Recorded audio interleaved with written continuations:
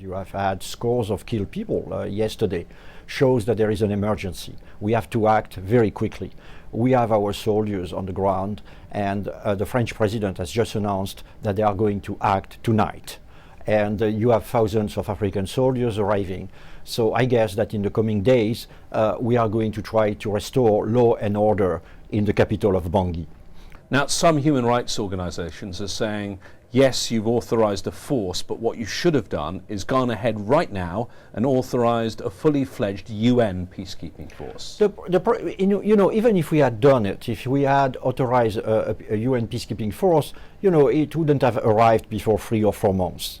What we have is the African soldiers on the ground, so we have to act with what we have. So the Africans are telling us, we want to settle the crisis by ourselves. So we are going to help them with the soldiers, the French soldiers, but also with some financing.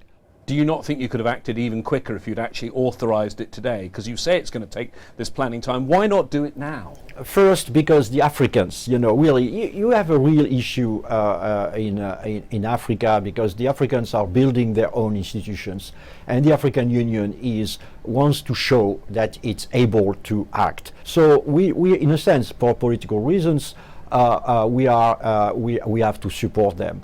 You talk about political reasons, you talk about the Africans. Does that mean today the Security Council has passed a resolution which is a compromise, the second best option? Well, life is a compromise. It's especially when you are a diplomat.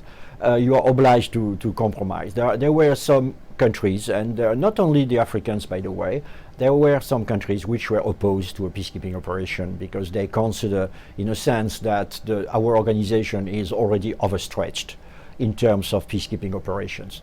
There is also the fact that the crisis in the Central African Republic is a forgotten crisis in an ignored country.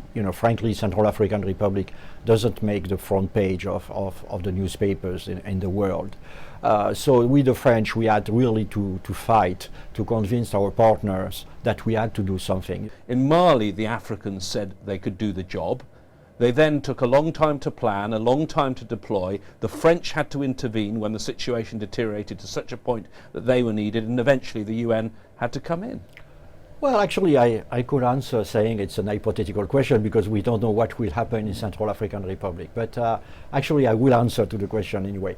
No, there is a difference because in Mali, we were fighting armed groups, terrorist groups, which were, in a sense, real fighters, which were on the offensive, and they had a clear political goal. Here we have more thugs. Our assessment at this stage is that in military terms, the operation will be much easier because the enemy actually is, as I've said, they are bandits, they are not real soldiers.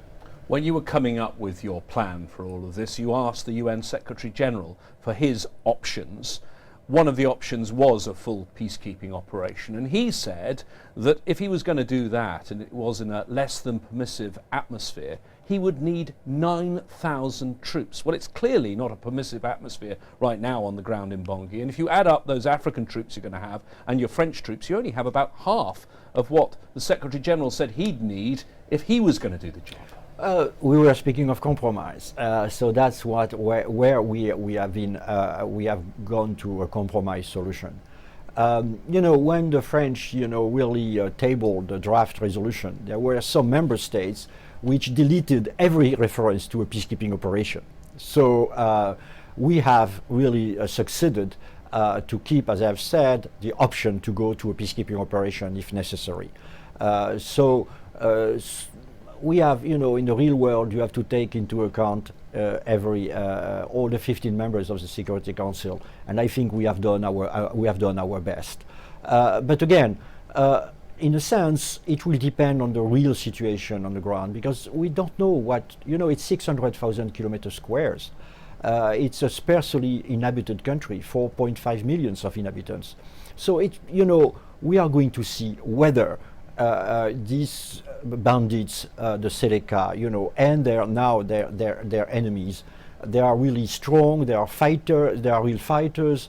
What is the situation, and maybe that will reach very quickly the conclusion that we have to go to a much more robust force.